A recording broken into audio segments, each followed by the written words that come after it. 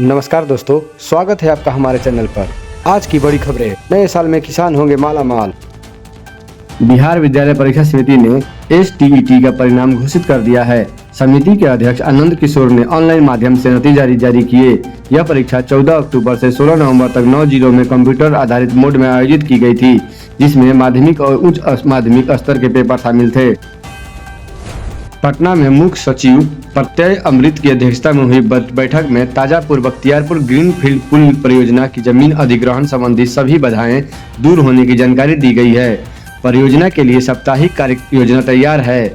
मुख्य सचिव ने नॉर्थ कोयल जलाशय और मंडई वियर परियोजनाओं को भी समीक्षा की। निर्धारित समय सीमा में पूर्ण करने के निर्देश दिए। उन्होंने मंडई वियर के रैयतों के समय पर भुगतान सुनिश्चित करने पर जोर दिया। आंध्र प्रदेश के कोना सीमा जिले में ONGC के एक तेल कुएं से बड़े पैमाने पर गैस लीक हो गई, जिससे इलाके में दहशत फैल गई।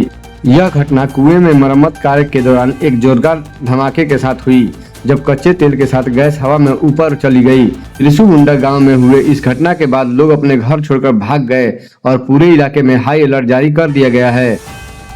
भाजपा तमिलनाडु में 2026 विधानसभा चुनाव के लिए अभिनेता विजय की तमिंगा वेंडी कड़गम टीवी के साथ गठबंधन पर गंभीरता से विचार कर रही है।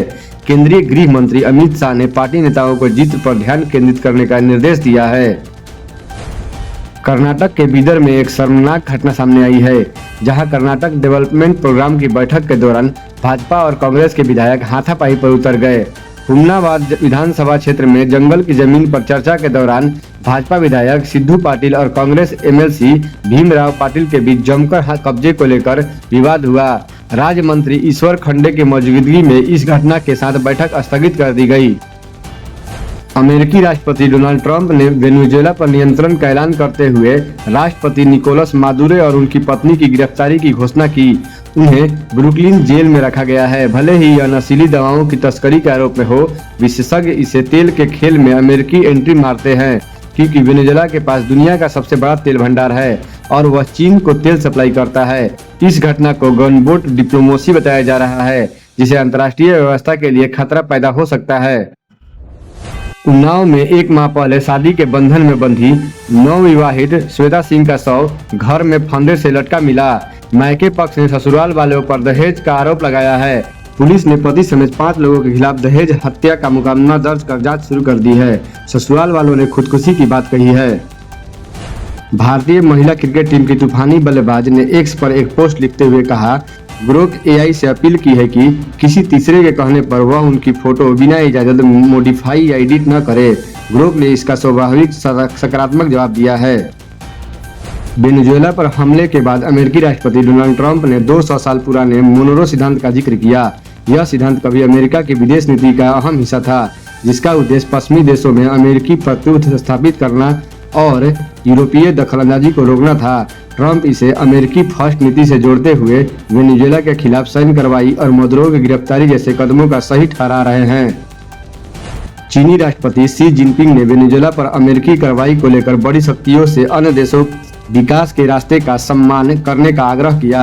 उन्होंने अमेरिका द्वारा वेनेजुएला के राष्ट्रपति मादुरो का अपहरण के प्रयास को अंतर्राष्ट्रीय कानून का उल्लंघन बताया। चीन वेनेजुएला का प्रमुख तेल खरीदार और रणनीतिकार साझेदार है और अमेरिकी प्रतिबंधों के बावजूद उसे समर्थन देता रहा है। शी ने आयरिश PM के साथ बैठक में यह बात कही। अमेरिका के मैरीलैंड में भारतीय मूल के 27 वर्षीय निकिता गोदिसाला की हत्या कर दी गई। उनके शरीर पर चाकू के निशान मिले। निकिता के पूर्व प्रेमी अर्जुन शर्मा ने उनकी गुमशुदगी की शिकायत दर्ज कराई थी और उन पर हत्या का आरोप है। पुलिस के अनुसार अर्जुन ने 31 दिसंबर को निकिता की हत्या की और फिर भारत चला गया। निकिता वेद्या हेल्थ में डेंटा एनालिस्ट थी। सुप्रीम कोर्ट ने प्रधानमंत्री नरेंद्र मोदी को अजमेर शरीफ दरगाह पर चादर चढ़ाने से रोकने वाली याचिका खारिज कर दी। कोर्ट ने इसे न्याय योग्य मुद्दा नहीं माना। याचिका में ख्वाजा मोइनुद्दीन चिश्ती को राज्य प्रायोजित सम्मान देने को भी चुनौती दी गई थी। कोर्ट ने स्पष्ट किया कि इस फैसले का दरगाह से शिव मंदिर पर बने होने की लंबित सिविल सूट पर कोई असर नहीं पड़ेगा। याचिकाकर्ता को सिविल सूट में राहत मांगने को कहा गया। मशहूर मलयालम गायिका चित्रा अय्यर की बहन शारदा अय्यर का ओमान के जेबेल सल्म में ट्रैकिंग के दौरान निधन हो गया। 52 वर्षीय शारदा की मौत 2 जनवरी 2026 को एक दुर्घटना में हुई। पिछले महीने पिता के निधन के बाद चित्रा अय्यर के परिवार को यह दूसरा बड़ा झटका लगा है। शारदा का अंतिम संस्कार 7 जनवरी को केरल में होगा। सोमनाथ मंदिर के 12 ज्योतिर्लिंगों में प्रथम है, जो भारतीय सभ्यता और आस्था का प्रतीक है। 2026 में इसके पहले आक्रमण को 1000 साल पूरे होंगे। 1926 में महमूद गजनवी द्वारा आक्रमण के बाद भी मंदिर बार बार खड़ा हुआ।